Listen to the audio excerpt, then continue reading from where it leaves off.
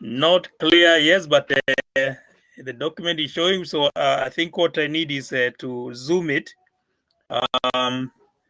So we'll zoom it and see if it will be showing in a better way. Yes, thank you. Thank you for the confirmation that at least the document is showing there. Let's try to zoom it and see if it can be clearer as much as the space here can allow. All right. I guess that that way it should be easy for you to read it from your end. All right. And so we'll look at this, we call it optical networks, but the full word is, of course, optical networks, first of all, to introduce it in general, because we have optical networks that are also not passive, and we'll just see that from our document right now. And optical networks, it sounds like something so strange, but actually this is about fiber. And in some of your units, you have been handling the concept of fiber, and maybe some of you have also been active with these networks that use fiber. Maybe you have even done configurations of what we call fiber, the fiber optics. So that's the whole concept here, of course, but looking at it from a specific service that has been introduced and has become very popular with the distributors of the internet. You know, the companies that sell internet, they have found this technology very, very helpful.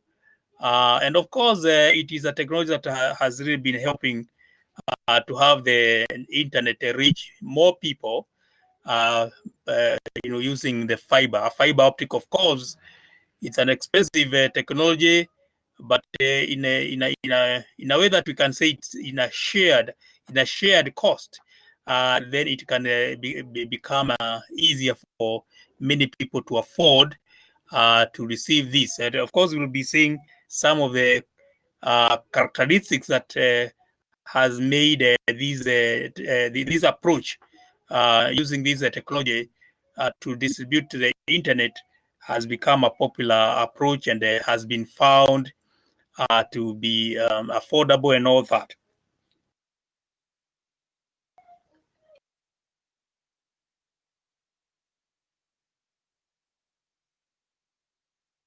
All right, so we look at, we go through the document, of course, just highlighting some key concepts. I don't intend to just to read every line and text, but yes, some parts I'll read the whole statement. We start with the very top there, that fiber optics uses light signals to transmit data. As this data moves across a fiber, there needs, or as this data moves across a fiber, there needs to be a way to separate it so that it gets to the proper destination.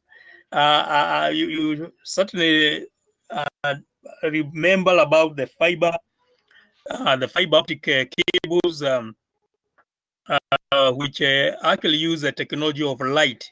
So light is a physical component that used. Of course, the light is that sometimes may not sound the right thing to say. Light is physical, but of course, it is a natural energy that is the one which is used now to, fiber to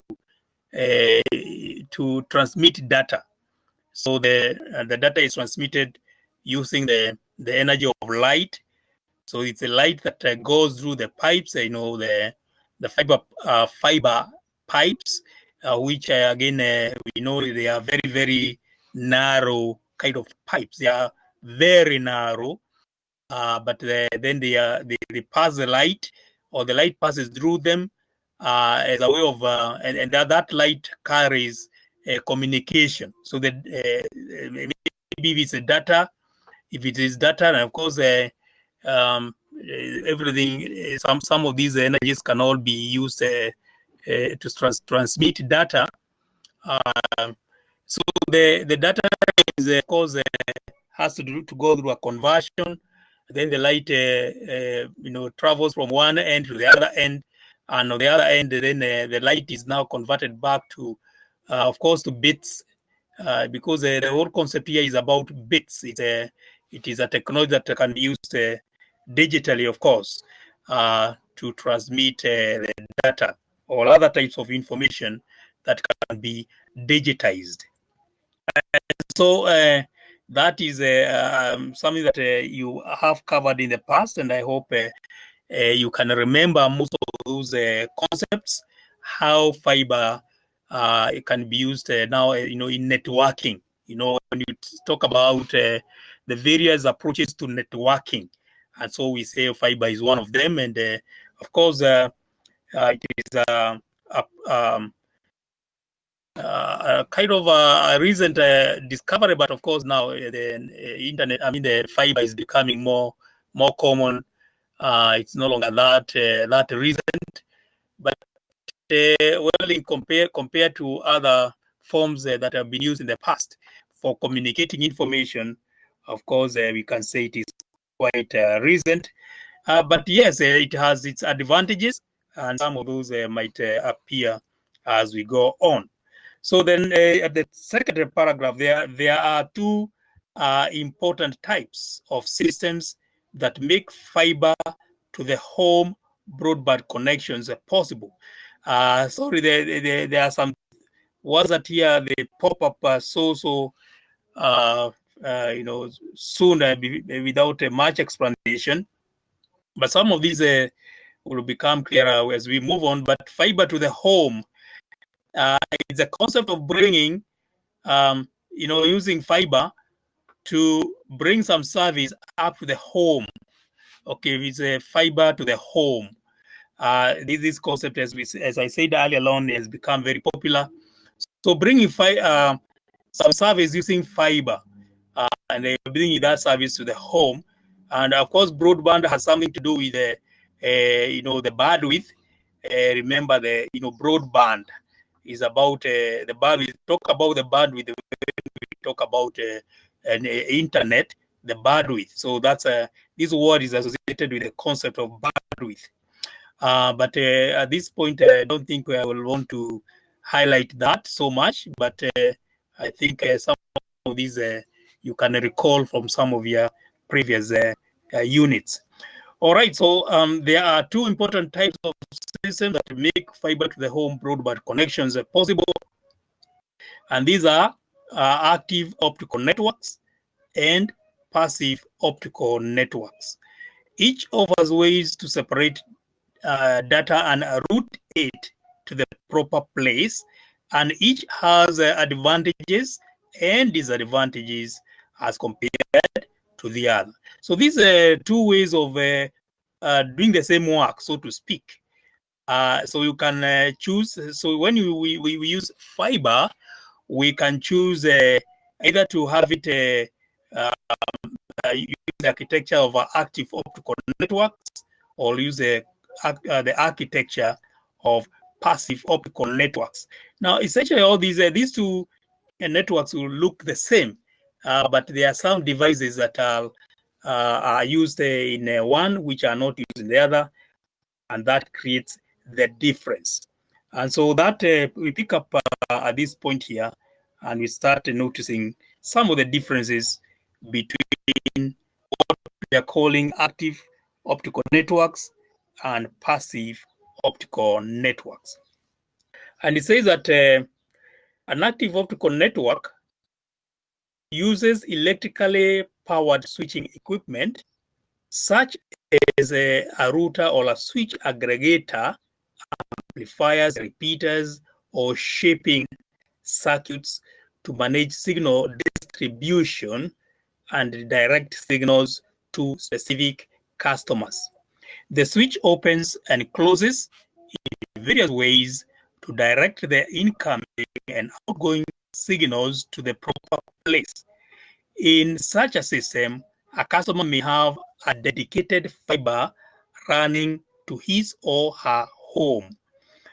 So the main difference between these two systems, the active optical networks and the passive optical networks, is what this statement is saying here, that the AON uses electrically powered switching equipment. So I think an easy way of describing this is that sometimes we do have systems that have to have power. Well, maybe I'm not giving an analogy; it's just describing what it's saying there. When some systems or some devices must use power, you cannot use them unless they are connected to power, or at least they will not do their work unless they are also powered. They have to be powered because the way they work requires that there is electricity. And so that's the issue of that's the case that we have with what we can call active optical networks. And that is a key difference between those types of networks and what we are calling the passive optical networks. And there we'll also start to see the advantage of what passive optical networks bring that has made it so popular. So reading that part there, that so a passive optical network, or PON, in short, on the other hand, does not include electrically powered switching equipment and instead uses optical splitters and combiners to separate and collect optical signals as they move through the network. So these ones do not include electrically powered switching equipment. Now, and of course, the main thing here is about the switching equipment. The switching equipment here is that in case of now, and why we talking about switching? It's because we want this information to go to many people. So when we want the information to go to many people, we're saying, so how do you have information move to many people? And there is a concept called multiplexing. Again, I'm sure that's a concept that you have dealt with in the past, and you should already be able to explain what happens when you use a multiplexing device. Multiplexer, sometimes they call it a multiplexer, and because it works just like the modem. Again, I'm sure you are familiar with the concept of the modem. Although the modem is like a node technology, we still use a modem once in a while. Like we have some of these companies that give us the internet through the phone, of course, through the mobile companies. But in the past, what they would do, they would have what is called a modem. Before we had the smartphones, a modem was very, very helpful because you could use it to have internet at your laptop or at your desktop. So of course they are still useful, but I'm sure they are not very many people are using those anymore. They looked like the flash disk, but you actually had it actually had like a line. It also used, it was using the SIM. So it was like a small phone, but the main it was only used for connecting so that somebody can use the internet. So it would look like a flash disk. I'm sure some of you must have used them. It's not an old technology. I think it is still being used by some people to access the internet. But nowadays, there are probably more better ways of accessing the network and the internet and probably cheaper. But anyway, so the modem is, of course, slowly becoming obsolete. But what I was about to say is that the word modem, the modem used to do two things: to do what we say to modulate, and also demodulate. In other words, what it did on one end of the network, then when the signal reaches the other end, it reverses. So it is the same device, but does different, the opposite of what it did previously, depending on which end it is in. So there was that. So the multiplexer also works in a similar way. So it's also a device that does the two operations depending on which end it is in. So multiplexer, then the opposite of what a multiplexer does is demultiplexer. So we have a multiplexer and a demultiplexer, but essentially it is the same device. It all depends on which end of the network it is in. So the multiplexer, and so the combination of that operation, we sometimes call it DMAX.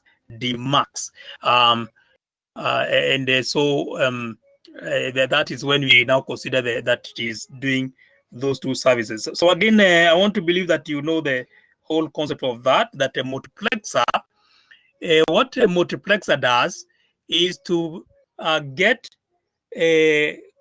signals that are coming from many sources,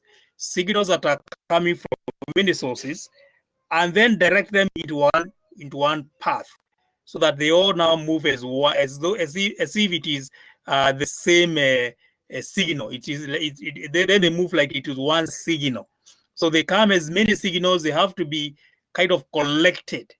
And this, of course, is about a user. So if so many users are trying to do some communication, so first of all, the signals will come from so many users, and then they are put as if it is now one single user. They travel through one path. So they are made to pass through one path, and that is where this concept of what we are calling here the splitters and the combiners. So these splitters and the combiners, they are doing that work. So at some point they are splitting. At some point they are combining. Of course, these are not really multiplexer and demultiplexer, but they are doing a similar work. So we have what we call splitters and combiners, and they do just what a multiplexer does and what a DMAX does. So that is that's the focus of these passive optical networks. So these optical networks is saying that they do not include electrically powered switching equipment. So they avoid that, and instead they use optical splitters. So these are gadgets, of course, that are developed with the capacity to do what it is calling here optical splitters. In other words, they split something. So what do they split? They split signals according to some characteristics. So the signal, remember now we are talking about light. This is fiber. So fiber is carrying light, and this light is not just light; it's actually carrying information. Coded information is traveling as light. And when it comes to the splitter, so of course the concept is that this data may be, or these signals are actually carrying information from different users. So different users are trying to do some work, of course, to send some information through a network. But this information is going through in terms of the light. It is converted or coded into light, and then it is traveling, but it is coming from different people. So and now that is actually more a combiner. So the combiner, what it does to do is to take these signals from so many people. You can imagine, remember we are talking actually a networking service. These people are connected so that they can access internet from their homes. They are connected at their homes so that they can access the internet. And so everybody is their home, is in their house. And then everybody is sending some information. Then this information, when it comes from the house, from different houses, so at some point it will come to the combiner and it will be put into, as if now it's all combined into one single signal. Of course, it's not a single signal. The main thing is a physical path. They are put into one physical path. And that is what we are talking about, the combiner. So it will put all of the signals together and then pass them along, along one path. And of course, what about the splitter? So the splitter one is on the other end. It is now the signal coming from the company that is giving you the internet. So the signal that coming from the company that is giving you the internet, again, first of all, come as one, following the one path, or everybody's signals. But remember, this finally must go to different houses. So if it is an email, for example, so if it's an email, it must go to the right house, so to speak. But of course, maybe the email here may not be the best explanation in this case. But that also has something to do with the splitters. So from the signal must know now which is a signal that goes to so and so. House A. Let's talk about house A and house B. So which signal is supposed to go to house B, and which one is supposed to go to house A and C, etc. So that's where the optical splitter comes in. So it is capable of splitting the signals so that the signals are directed to the right path, to the right place, the right house. So depending on what that signal is about. And so we have splitters. So the splitters, the signal coming from the company that gives you the internet, then it comes a splitter, and then it is split so that it can go to the various subscribers in this case. And so now what we're saying is that these devices are supposed to not use electricity. They are not supposed to use electricity. So they are just, but they are made in such a way that they can do this work. They can split the signal and they can combine the signal. So, but the main emphasis here is that we are using devices that are not electrically powered. We are using devices that are not electrically powered, and this reduces the cost of laying this service, and also it becomes more manageable. Just to continue, maybe there are a few concepts that are here which we can just pick as I read along. And so let me read these along. That passive optical network shares fiber optic strands for portions of the network. Powered equipment is required only at the source and at the receiving ends of the signal. See, so the only part that we have to power something is at the office of the company that gives you the internet, and of course the house where the internet is being distributed to within the house, and that's where we would need something that is powered. So such networks cost significantly less than those using active components, and the main disadvantage, of course, it has an advantage is a range of coverage limited by signal strength. While an active optical network can cover a range of about 100 kilometers. Okay, see, so these are a number of disadvantages and also highlighting differences. So the one which is active can go to a range of 100 kilometers, but the one which is not electrically powered can go only about 20 kilometers. Now this is stated as a maximum, say 20 kilometers. So if it is a passive optical network, then it can only reach people that are only about 20 kilometers from the company system, which we normally refer in networks. Networking, we refer to them as the central office. So the central office is where your network, your internet is being distributed from. So according to this, it can only go up to 20 kilometers if you're using PON. But if you're using active optical network, it can go 100 kilometers. You'll notice that that's 5 times more. And so there would be, of course, so this 100 kilometers may be, or this AON can be used by the company as just to lay a backbone. So they can lay a backbone, but otherwise, from the backbone, then they can now use a passive optical networks and distribute the internet or whatever service they're giving up to 20 kilometers from the point of distribution to the specific customers.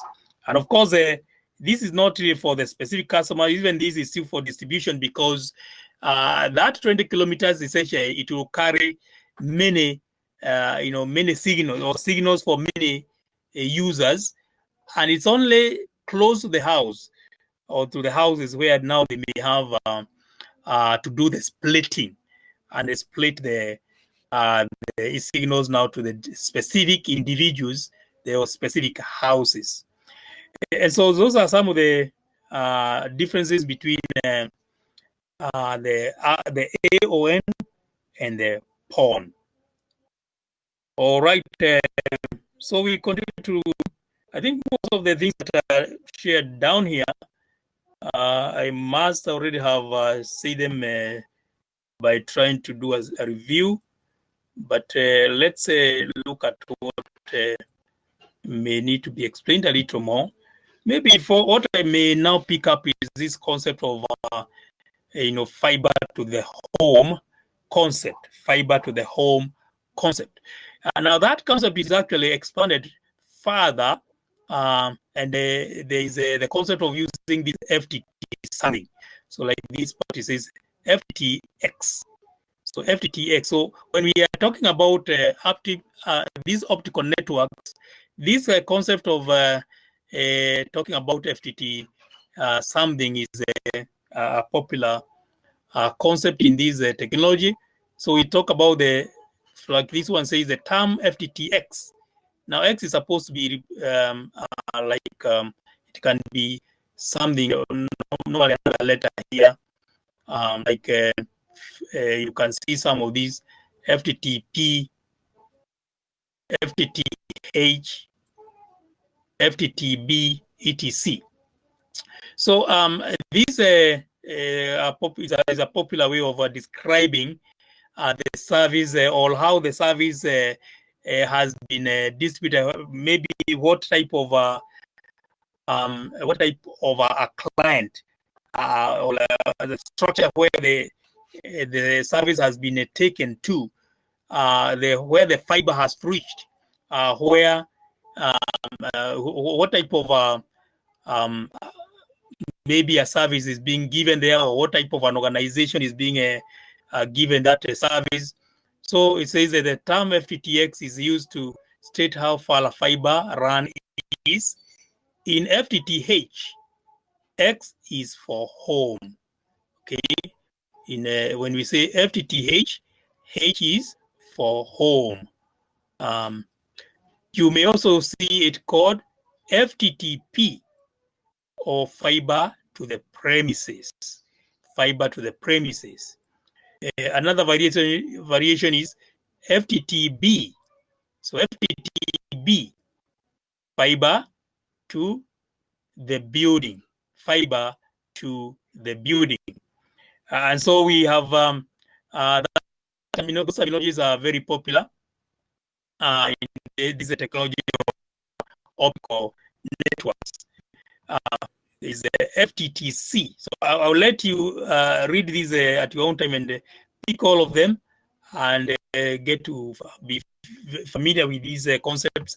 What is when we say FTN, FTTC, etc.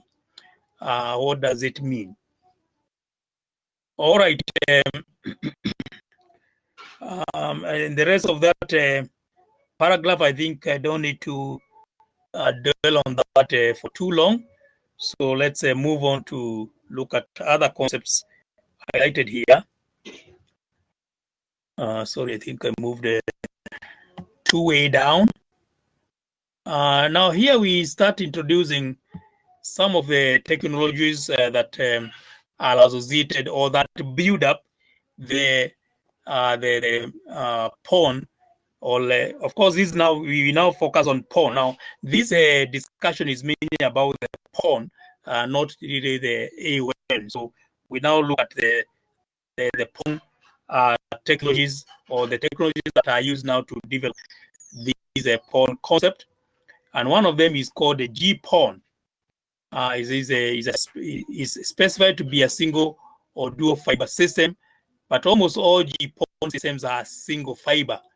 Like virtually all popular FTTH technologies, there is little reason to use dual fibers, although this option is indeed allowed in standard. Still some more concepts down here. Now, I think here we have, before you look at the diagram, most PONs are configured like the diagram below. The number of splitters, split levels varies with the vendor and the system. So, of course, these gadgets, they are companies that manufacture them. They design and they create and sell these devices, the splitters, the combiners, and all that. And that's what this part is saying. They depend on the vendor, and of course the system that they are trying to be built for. So split ratios are usually 1:32 or 1:64. Now what that simply means is that a splitter may be made so that it can distribute to 32 houses or 32 users. But some can actually be capable of distributing to 64. In fact, there are some which are more. So, but most of them would have those ratios. So, of course, you can notice that already, even with the smallest, or the one which distributes the smallest number, is 32. So, it's like one cable is carrying a signal that actually is only the path they are sharing. They are not one signal, they are actually many signals, but which are sharing the same path, so to speak, the same physical path. And then they come to a splitter. When they're brought to a splitter, then they can be split to 32 homes or 32 houses. Or if you want, you can just say that two users, different users, each having a connection to where they want their connection to be placed. And so this diagram tries to capture that concept, the concept of the splitters. So the splitters, of course, will be somewhere. It may not be right in the house, but again, we have some will be brought maybe, and this is it's becoming very popular nowadays with some of these companies that are selling the internet to the homes. Of course, they have their fiber come up to a certain point, and then from that point, the fiber is the internet. They bring of course, because it's about fiber, they will have the fiber laid at some point, but then from some other point, then they like to put the splitter there, and then the splitter will split the signal so that now it follows a certain path for various other users. So the splitter will split the signals to the various users, and even the ONU could do a splitting further. So the ONU is called the Optical Network Unit. Now these ones, of course, they need to be powered. So these are supposed to be powered, but the splitter is not powered. And the combiner, of course, there is a combiner here. There is a passive combiner. So this one does not, again, require powering the splitter here. So again, these ones now, these splitters may be at different points, depending on how far the network is supposed to go. And so you notice that even right at the office already, there are already some gadgets there that they don't require that. Sorry, these ones, of course, will actually need to be powered. Sorry, these ones they will still at the central office, they will need to be powered, but outside the it combined now with others that don't need to be powered here. So this diagram, I think, is a bit big. Let me see if I can reduce it a bit, so that you can see whole diagram here. Let me reduce the size just slightly. I hope it will not be too small. Again, to be visible from your end. So let me see if it can now show almost the whole of it.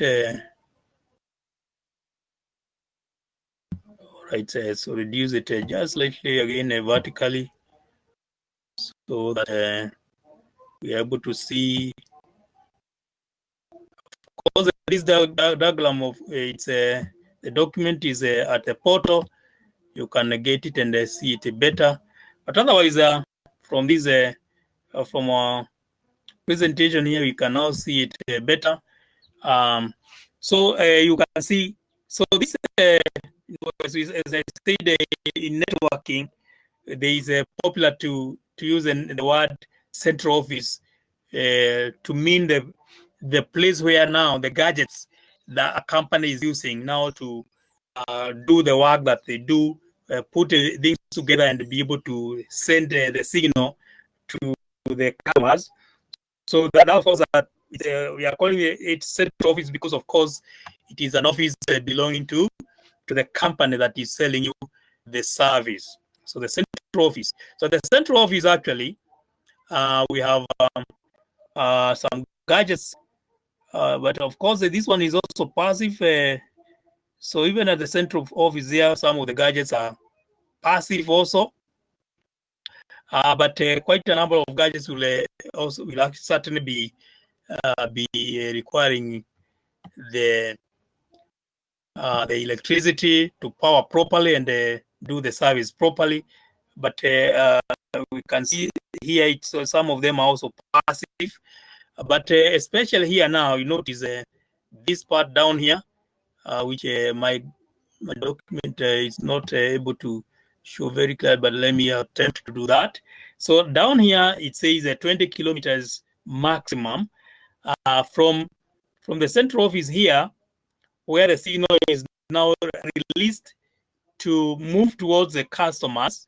Then between that point and where we have these splitters, then we have, it's supposed to be about 20 kilometers. So if it is a PON, if we are using the technology of PON, and that is, of course, what we are trying to do, or according to this diagram, it's representing the PON technology, then the distance here should be about 20 kilometers. So from the central office where the gadgets of the company are, where they put everything together and then release the signal. So the signal then travels up to of course, this is still not at the necessary to the customer. This is somewhere close to the customer, where now the splitter will be, and then connected to, finally to the ONU. Then it is connected to the ONU, or it could actually be connected directly to these gadgets. Now, these are two different gadgets, but many times they can also be one. They can be the same gadget, but sometimes they are different gadgets. The optical network unit and the optical network terminal. So the most important to the customer is this ONT. optical network terminal. Optical network terminal, because this would be like you call it, or there is a device. When we do the networking using the ordinary cables, the Cat5 and the Cat6 and all that, we have that ending, which we use. It's called the RJ45. So the optical network terminal. So it is something like that. So this is the most important for the customer. But we also have the optical network unit, which could be, as I said, most of the time they are the same device. But once in a while they are not the same device. You can have an optical network unit separated from the optical network terminal. But as I said, the most important is the optical network terminal, which now finally comes to the right into the house, the optical network terminal. Then it is connected to the router, to the customer router.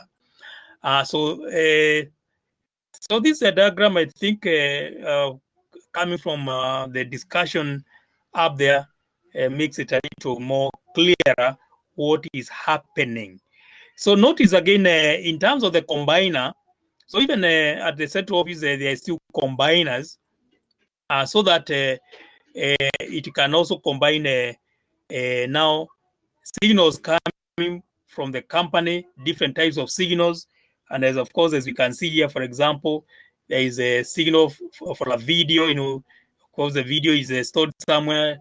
So when it is required, you want to get to access certain services there. Of course, they could be just the videos directly, but in most cases, of course, they would be accessible through a website like YouTube or some other website.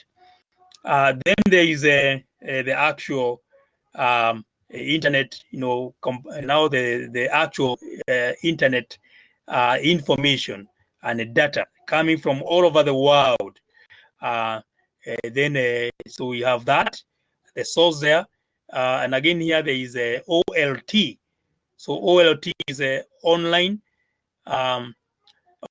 optical line terminal. So optical line terminal. So this is the main terminal where the network, the signals are released from into the system, into the optical network. So they come from the OLT, but of course there are also other sources where the other signals could be coming from, maybe even voice signals, etc. are coming to the system and then being delivered to the customer. So this now at ONT here, this is right into somebody's house, where now the connection has been put now to the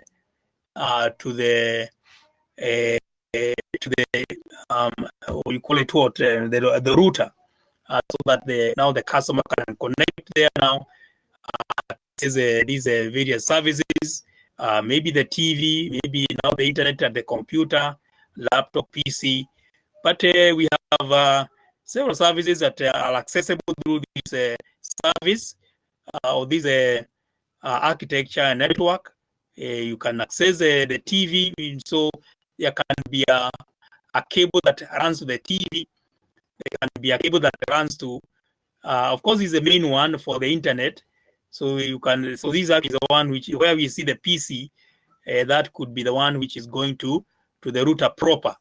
But then you can have also a connection so that you can connect a TV directly, not using the internet directly, or you can also have a connection for your phone. So again, going to the phone system directly, not necessarily through the router. All right, so this now is right at the customer house, so to speak, or the customer premises. So that is the concept of the PON. So the PON has become a popular technology because it is especially because of You see, PON, as we have said, does not use electrically powered devices, and that reduces the price significantly, but also it becomes easier to manage. That system, it can be just anywhere, but as long as they don't go more than 20 kilometers from where it is coming from the company, then of course you can actually access. And so for companies, this is a cheap way of keeping business running, but also it is an advantage to the customers because it also reduces the amount of money they need to pay to access the internet at their homes. Now, there is another diagram down here which is just like a simpler description of the same. So this is other diagram here. So again, you can look at it and see how it is trying to explain the same concept.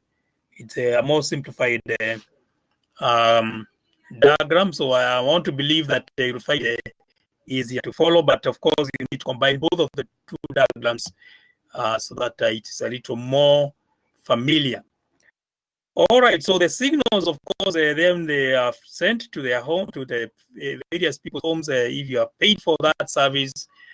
So this is a main way that most of the companies now are doing, trying to distribute the internet to people's homes, and it becomes very popular in the estates because, of course, like even a flat, if several people in one flat would be, will be attracted to,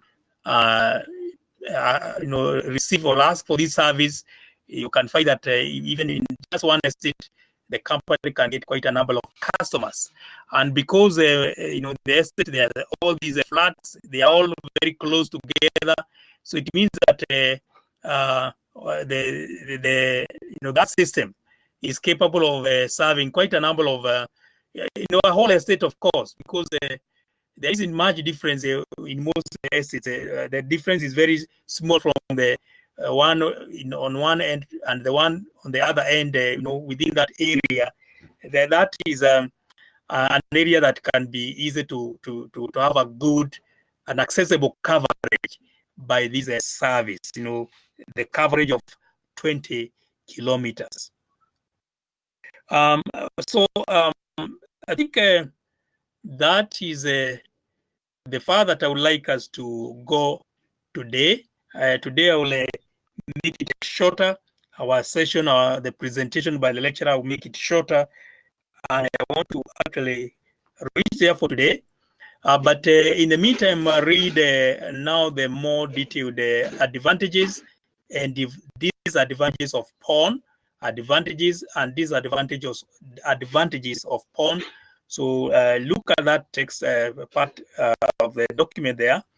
And then when you meet in our next session, then you look at the various types of PON and also the technologies, exactly how is these signals distributed, what are some of the technologies that they use, what are their differences, because you have a number of types of PONs. Of course, the passive optical networks, we have a number of types. And of course, again, of course, you can be reading ahead on these types, which are actually explained in this document. But this is where we'll start when we meet next to look at the types of PON. Of course, we may do a bit of a review of some of the things that we've already said, but the main part to start in our next session will be types of PON. All right, so I think with that, I will now just give us a short moment to interact, just in case there is a question or you have a point of clarification. So let me remove the share, the screen share.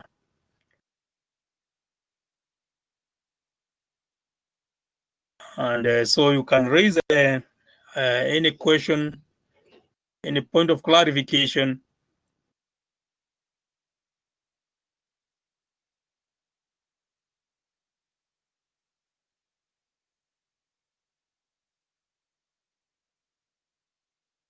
All right, so if there is a question or a point of clarification, let me stop sharing the screen.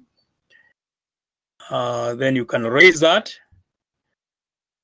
But don't forget also, as I close my presentation a bit early, remember to also visit the other activities. I think for this topic, which is we're calling it, I think, topic 5.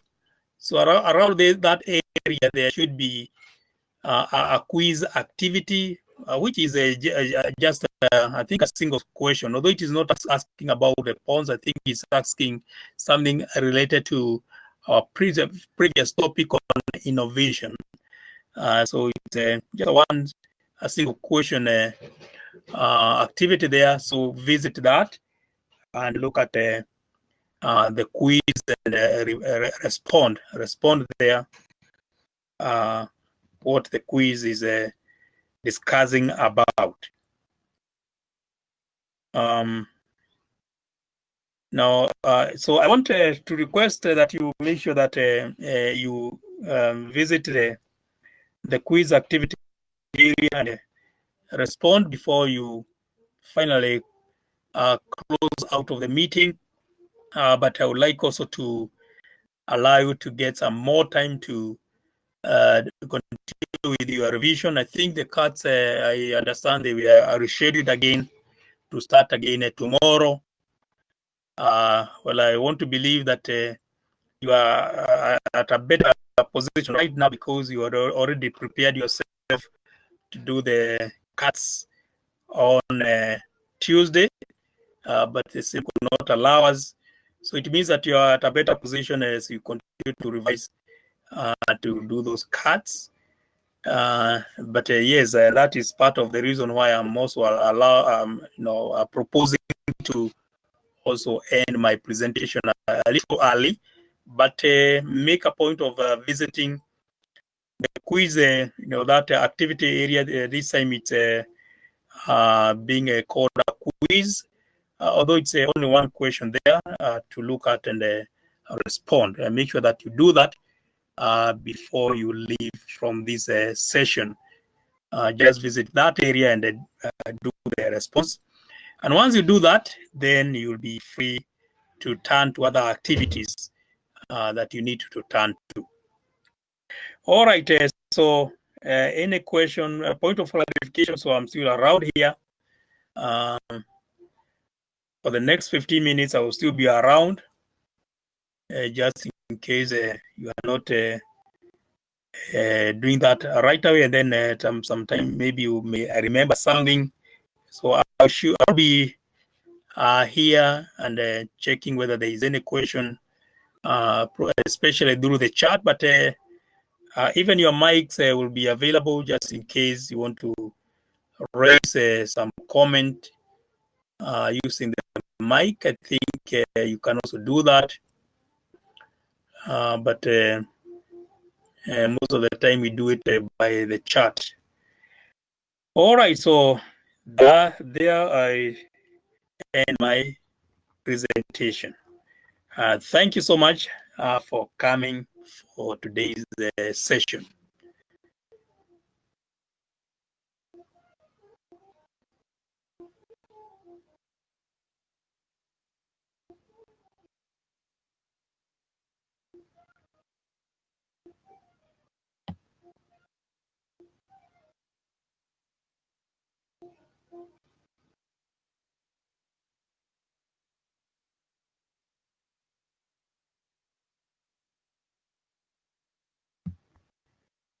Yes, so Sila is asking, are there any new fiber optic advances?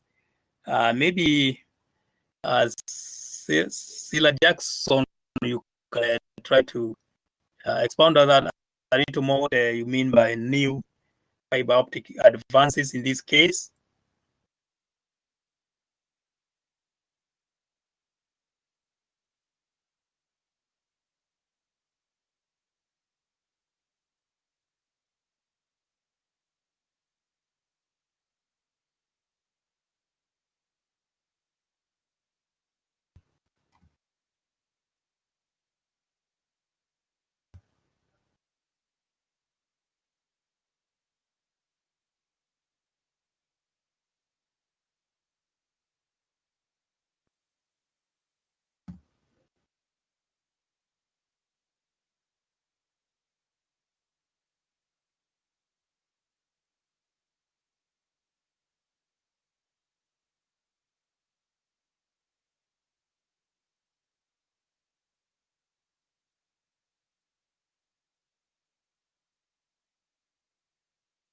Okay. Yes, you have exported a little more. So new technology concerning fiber, like say fiber optic Ethernet cables. Yes, I think that's a good concept that you have raised there about Ethernet. So, but the Ethernet, of course, you see, we have the concept. There are cables. And there is also Ethernet. Of course, they are not the same thing, because the cables that we use, we call them the Cat5 and all that, and the Cat6. And now those ones are just cables. They are just wires like any other wire. But then there is now the concept of Ethernet. Now, Ethernet is actually a protocol. You see, Ethernet is a protocol, and the Ethernet protocol is used now to do the communication. As we are aware, is that it has been one of the most popular protocol for passing or creating what we call local area networks. So the Ethernet protocol. So the Ethernet protocol has been very useful. So now you are combining the two. You're talking about Ethernet. You are talking about the optic cable. So yes, so that we need to differentiate between those two things. That Ethernet is a protocol, but cables are just ordinary wires, but they are good at developing. If you see these cables we used, the ones which we use, like Cat5 and all that, they are good for local area networks. But once the network is going beyond a local area network, now a local area network is considered to be just the computers are meant to not be very far from each other. And so these Cat5, Cat6, and all that, they are okay with that, and they find or Ethernet protocol finds use in these short distances, or at least it helps when it comes to local area network. It's the most popular. It works well enough. But when you go beyond short distances, then that's where we now start looking for other technologies. But Ethernet can still be used as a protocol, even long distances. But of course, at some point, it does not work very well with long distances. And so we have to come up with, and of course, it's not so much the distances, but it's the devices that you need in order to connect long distances. At that point now, the Ethernet is a bit challenged. But yes, but there is something that is happening, that has happened. In fact, it's part of this, and we'll be seeing that as we look at the types of pawns, we'll actually see that there is a way that optic, in the usage of these optic networks, can actually also utilize the Ethernet protocol, or what we call the Ethernet standard. The way Ethernet uses or standardizes how to communicate between devices, the amount of data that can be carried as a package, etc. So what you have raised is very, very much happening already, combining optic. Remember, optic is more about the fiber, and the other cables, of course, are different. You see, so the cables that we normally use, Cat5, Cat6, is mainly copper. And most of it is, in terms of material, you will say this is copper. But of course, the copper also can be of different dimensions. And so that's also creates some kind of a difference. But anyway, in this case, it's like we can say we are comparing transmitting our data through copper cable or fiber cable. Both of them are considered to be cables. So the Ethernet comes there now, not as a cable, but as a what we call a protocol. So it's something similar to IP. So when we talk about IP, so IP is also more of a is actually a protocol. That's why even its name is Internet Protocol. And so we'll see. We'll bring up one of these when we'll be looking at the types. So I will ask that we can wait until we look at this next during our next session, and we see exactly how we combine the two. In this case, what we'll be combining is a Ethernet protocol and optic cables. How do we bring the two together? But you also you're asking if there are fiber cables to replace the Cat5, Cat6, and the rest. Yes, well, that's also a good question. But no, we still don't have it's a yes and no issue, because the issue is more about the cost. You can actually use a fiber instead of the Cat5 and the Cat6, but the challenge is that fiber is still a bit expensive, and so most people find it easier, better. If it's a short distance, you don't need fiber, because there is an issue of whether that what you want to use, whether it is efficient. And these Cat5, Cat6 are actually efficient if they are just short distances. And actually, what has been happening more, and of course, at some point, the fiber will also continue to get cheaper with the time. But right now, what is improving more is a Cat5, Cat6 categories. They are becoming better to handle more data. So their grade is being improved more, so that they are capable of handling more data. Of course, right now, the issue of Cat5 and Cat6, because Cat6 can actually carry a higher bandwidth. What we call now the G.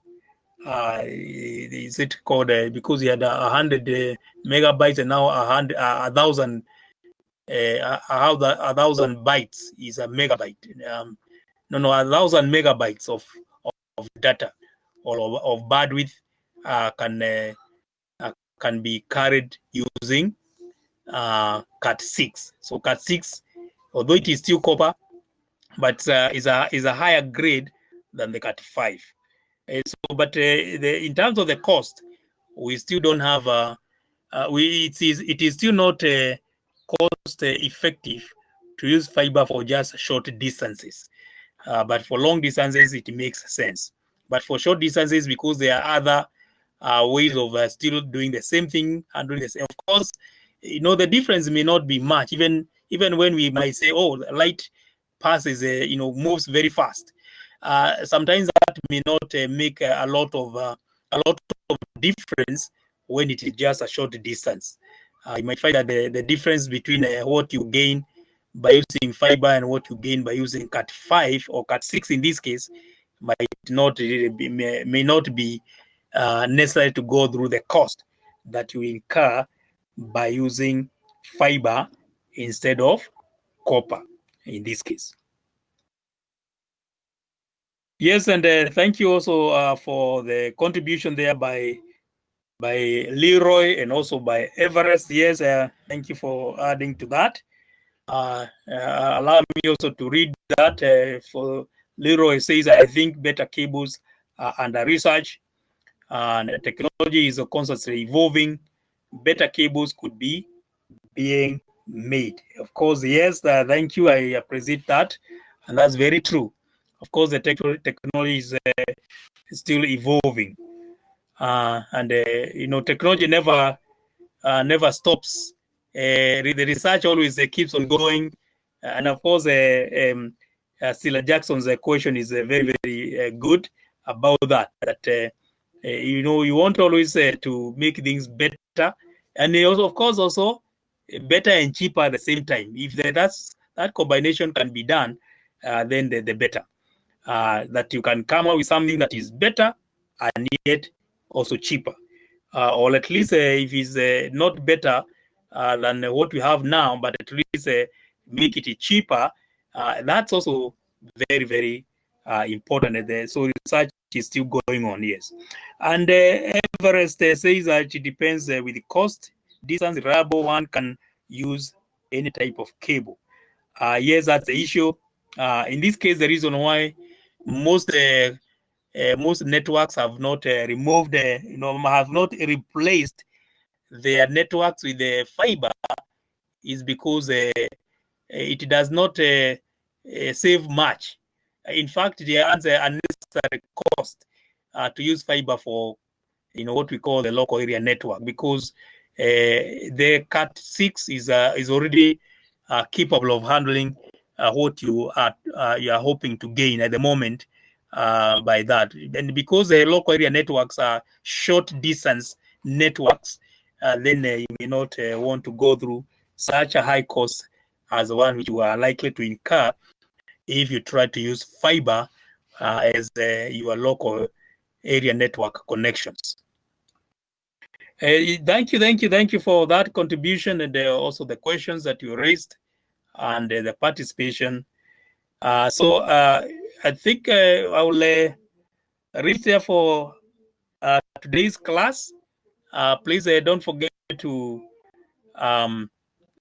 visit the quiz area. It's just one question, a very simple question on X innovation. Visit there, see what it is asking, and attempt to respond to that. Otherwise, as soon as you are done that, you are free to go and continue with other responsibilities that are part of your studies, and or they are, of course, important to your life generally. So I wish you well. Of course, tomorrow, I think that's the case, that tomorrow the cuts will continue. So I also wish you the very best. Your cuts between tomorrow and Saturday, and also I wish you a good weekend. I think you're getting also towards the weekend, and also wish you happy Madaraka Day as well, which is coming also.